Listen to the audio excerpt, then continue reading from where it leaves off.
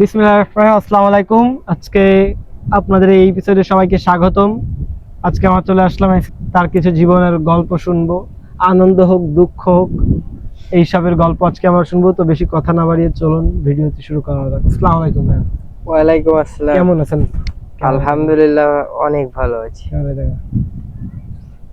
তা তোমার নাম কি ভাইয়া? আমার নাম মোহাম্মদ ইব্রাহিম খলিলুল্লাহ, আর হচ্ছে সবাই ডাকে মুকিত বলে আর কি। তা আপনার কয় ভাই বোন? আমরা দুই ভাই আর এক বোন। আপনার আব্বু কি করে?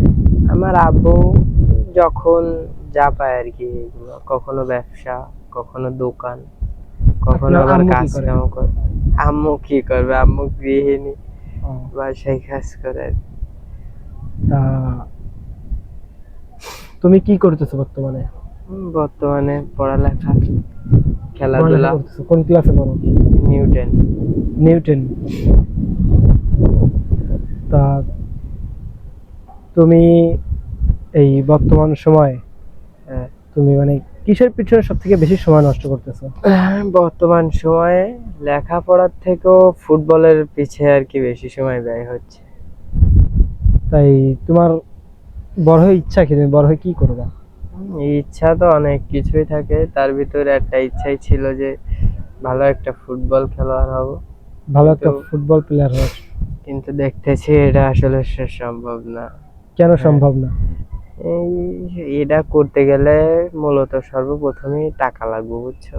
সে টাকা দেওয়া, তো টাকা জোগাড় করা তো সম্ভব না।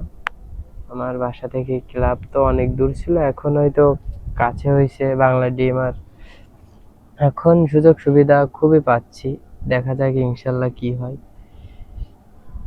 তুমি কোন পজিশনে খেলো ফুটবলের? স্ট্রাইকার। স্ট্রাইকার। তোমার এমন কোন ম্যাচের কথা মনে আছে যেই ম্যাচে তুমি গোল করছো? সর্বোচ্চ কয়টা গোল করছো তুমি এক ম্যাচে? সর্বোচ্চ ক্লাবের খেলায় দুইটা একটা এরকম গোল। মানে ভালো খেলায়, মানে একটু হ্যাঁ, ক্লাব পর্যায়ে খেলায় কয় গোল করছো ক্লাব সর্বোচ্চ? পর্যায়ে হচ্ছে খুলনা রূপসা কাজিয়ার উপর হ্যাঁ। অনূর্ধ্ব 15 খেলতে গেছিলাম। ওই জায়গায় আর কি গোল পাইছিলাম দুইটা। তারপর নতুন নতুন গেছি, কোর্স আমারে তখন চিনে না, তখন আমারে প্রথম রাউন্ডে সে চান্স দিয়ে নাই। তারপর আমার যে ভাই নিয়ে গেছিল সে কোর্সে বলল যে ও মোটামুটি ভালো খেলে। কোনো গোল ছিল না প্রথম রাউন্ডে। তারপর নামলাম, নাইমে ডি বক্সের বাইরে থেকে লাস্ট 5 মিনিটের ভিতরে বাম পা দিয়ে কিক করে গোল পাইছি। গোল পাওয়ার পরে আবার একটা শোধ হয়ে গেছে। শোধ হওয়ার পরে টাইফিকারে গেছে ম্যাচ। টাইফিকারে লাস্ট গোল করলে জিতে, না করলে ড্রা। সে গোল করে ম্যাচ উইন করাইছি,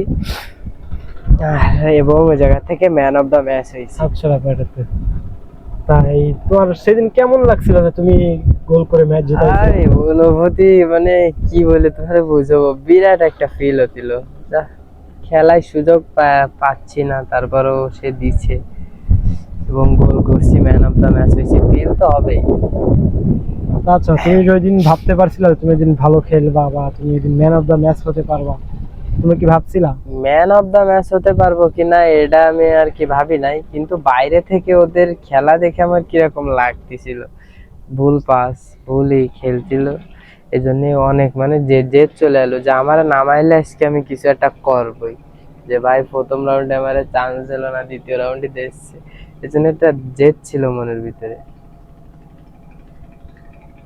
তাই ফুটবল খেলা তোমার কাছে কেমন লাগে? ভালো না লাগলে কি আর খেলতাম? আচ্ছা, তাই এখনো খেলি। এখনো ফুটবল খেলো, তাই তো? কোন হুম, পজিশনে খেলো তুমি? স্ট্রাইকার, তাই তো? স্ট্রাইকার। আর তোমার এমন কোনো দুঃখের ঘটনা আছে ফুটবল খেলার ভিতরে যে তুমি অনেক কষ্ট পাইছো? এমন কোনো ঘটনা বা কাহিনী আছে? কাহিনী অবশ্য নেই বলতে গেলে, অবশ্য আছে যে এতদিন ধরে ফুটবল খেলি, আজ পর্যন্ত ভালো টুর্নামেন্ট খেলছি, বহুত ভালো ভালো টুর্নামেন্ট খেলছি এই বয়সে। কিন্তু ইচ্ছা ছিল সব থেকে বেশি যে ডিভিশন খেলবো। হ্যাঁ। ডিভিশনে আজ পর্যন্ত ট্রায়ালও দিতে পারি নাই, না থাকার কারণে। ফুটবলে মাঝে বেশ কিছুদিন খুব জোরে ছিলাম, কথা বলো। না, আবার আসছি ফিরে। এবার ইনশাল্লাহ ইচ্ছা আছে যে থার্ড ডিভিশনে ট্রায়াল নেব। ইনশাল্লাহ। তো তোমার কি ইচ্ছা কি, তুমি বড় হয়ে একটা কেমন পর্যায়ে তুমি ফুটবলার হতে চাও? বড় হয়ে ফুটবলার যদি হইতে পারি সেই ভালো পর্যায়ে একটা ফুটবলার হইব, আর যদি দেখি যে না এই স্টেপে আগাইলে আমার আর হচ্ছে না, তাইলে আর কি বাইরে যাওয়ার ইচ্ছা আছে, মালয়েশিয়ায় যাব। তো তোমার পরিবার বা- থেকে খেলাধুলা সাপোর্ট দিচ্ছে কেমন? পরিবার থেকে এক কথায় ফুটবলের কোনো সাপোর্ট নাই আমার, পরিবার থেকে সাপোর্ট নাই? সাপোর্ট নাই, কারণ পরিবার থেকে বলে যে ফুটবল খেলতে যাওয়া যাবে না, হাত পা ভেঙে যাবে, এই জন্য আর কি ফুটবলে পরিবার থেকে কোনো সাপোর্টই দেয় না, যাইতেই দেয় না। তো এই ক্রিকেট থেকে সাপোর্ট দেয় বাসা থেকে? ক্রিকেট তো আমার পছন্দ না, আমি খেলি না ক্রিকেট। ক্রিকেট পছন্দ না তাই? হুম, তো আমি শুধু ফুটবলই খেলি। তা বাসা থেকে কেন সাপোর্ট করে না ফুটবল? এই যে হাত পা ভেঙে যাবে, খেলাধুলা শুধু ব্যথা পাইতে হয়, আর স্ট্রাইকার খেলি তো আমার প্রতি ম্যাচে মায়ের একটা দুইটা খাইতে হয়, এই গায়ে যখন ব্যথা ট্যাথা হয় দেখে, এই জন্য আর কি বেশি বারণ করে, এছাড়া আর কিছু না। তা এই ফুটবল খেলে তোমার কাছে অনুভূতি কেমন মনে হয় যখন তুমি মাঠে নামো? মাঠে নামলে তো এটা সেই অনুভূতি হয়, খেলার মানে নতুন দিনে নতুন কিছু দেখাতে ইচ্ছা হয়, বুঝছো? তা আসলে অত বড় পর্যায়ের প্লেয়ার তো এখনো হয়ে পারিনি, ইনশাল্লাহ ইচ্ছা আছে, হইলে তখন দেখাবো। এই প্রত্যেকদিন নতুন কিছু স্কিল ট্রাই করি, হলে হবে, না হলে না হবে, চেষ্টা তো চালাইতে হবে। তুমি কি করতে চাও, মানে ফুটবল দিয়ে তোমার ক্যারিয়ার তুমি কিভাবে গড়ো ফুটবল দিয়ে?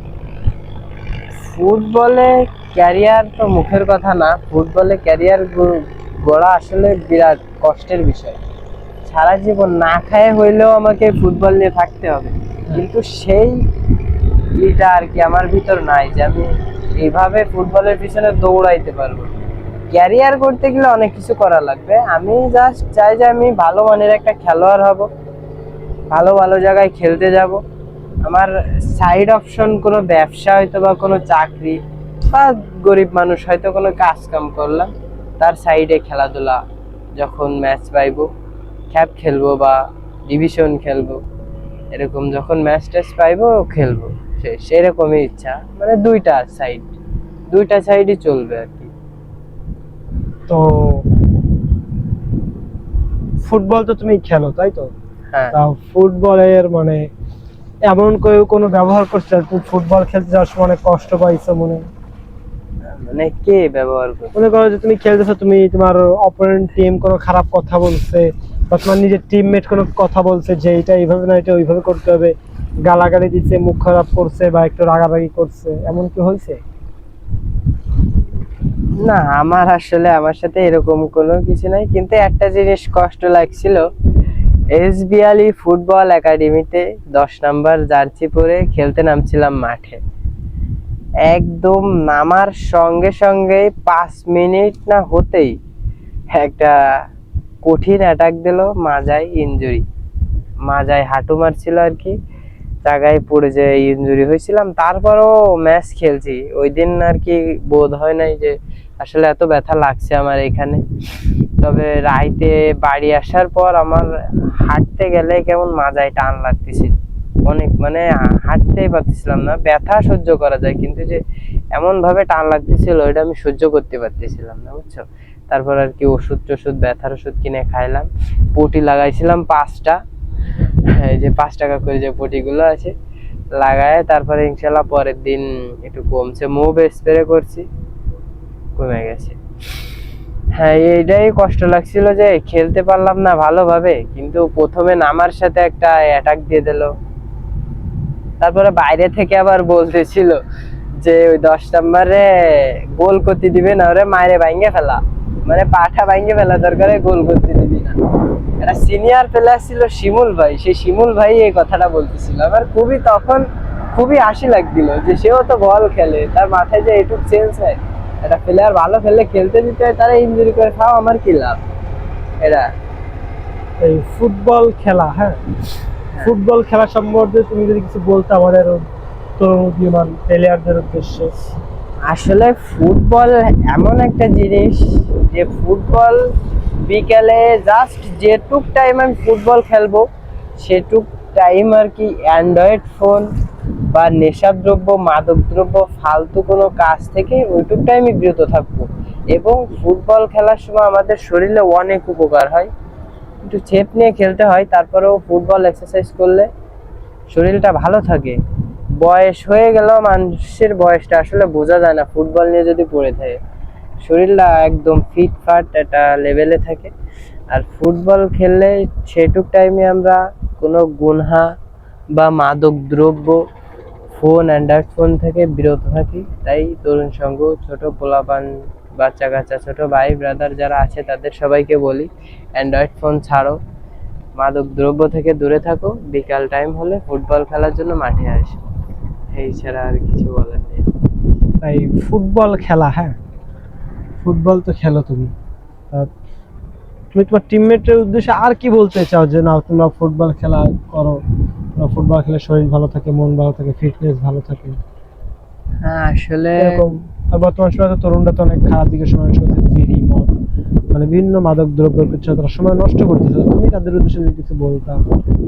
তাদের উদ্দেশ্যে তো একটা কথাই, এগুলা ছাড়া মাঠে আসতে হবে। এখন যদি বলার পরে না শোনে তাহলে তো কিছু করার নেই। কারণ আসলে এইটা সঠিক যে যতক্ষণ সে মাঠে থাকবে ততক্ষণ সে খারাপ কাজ করবে, খারাপ নীতি থেকে সে দূরে থাকবে। হ্যাঁ, তো একটা মানুষ সারাদিন মনে করো যে অনেক লক্ষ টাকা দিনা থাকলেও, হ্যাঁ চিন্তা টেনশনটা থাকে না যে হ্যাঁ যে ওই টাইমে আমি কোথায় রইছি, কি খাচ্ছি না খাচ্ছি।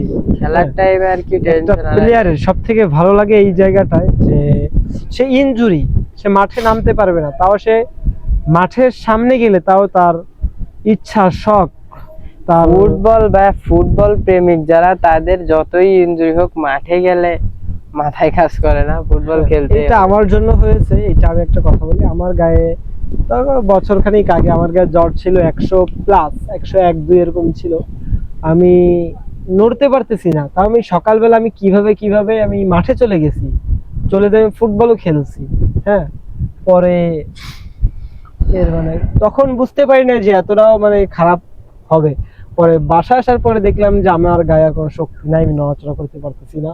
হ্যাঁ, পুরো একদম বেহুশের মতো আমি খাটে পড়েছিলাম প্রায় ঘন্টা খানিকের মতো। হ্যাঁ, কারণ শরীর অনেক টায়ার্ড। ওর পরে প্রিমিয়াম ঘন্টা খানিক যদি ফুটবল খেলা হয় তাহলে কিন্তু ফুটবল শরীরের কিন্তু অনেক এনার্জি নষ্ট করে ফুটবল। হ্যাঁ, তো ফুটবলের উদ্দেশ্যে এতটুকু কথা যে আপনার যতটুকু টাইম ফুটবল খেলবেন, ফুটবল খাবার অ্যাটলিস্ট পুষ্টি মানে প্রোটিন জাতীয় খাবার আপনারা খাবেন। হ্যাঁ, কারণ প্রোটিন জাতীয় খাবার কিন্তু এনার্জির দরকার হলে তো এটা খাওয়া দরকারই। ফুটবল খেলে যে পরিমাণের একটা মানুষের শরীর থেকে ঘাম বের হয় সেই পরিমাণের থেকে আরো দ্বিগুণ খেতে হয়, তা না হলে কখনো ফুটবলকে ডেভেলপ করা যায় না, খেলাকেও ডেভেলপ করা যায় না। হ্যাঁ, আর সব থেকে সত্য কথা যে একটা ফুটবল প্লেয়ারের যদি ঘুম ঠিক মতো না হয় তাহলে সেই প্লেয়ার কখনো তার 100% এসে কখনো মাঠে খেলতে পারে না, নাকি? হ্যাঁ, পারবে না। একটা প্লেয়ারের দৈনিক কখনোই পারবে না 8 থেকে 7 থেকে 8-9 ঘন্টা এরকম ঘুমাতে হয়, তা না হলে কিন্তু সে কখনো একটা ভালো মানে